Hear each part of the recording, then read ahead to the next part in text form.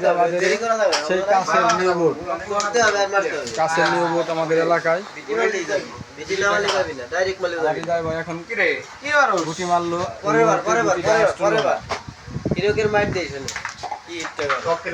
হিরকের মাঠটা সবসময় সুন্দর হয় মাশাআল্লাহ।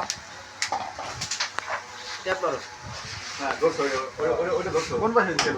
যেই পাশে মৌসা খেলা লাগবে টাকা ছাড়া।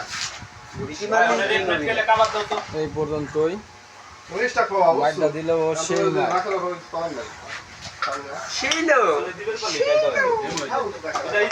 শিলো মাছ দিয়েছে না।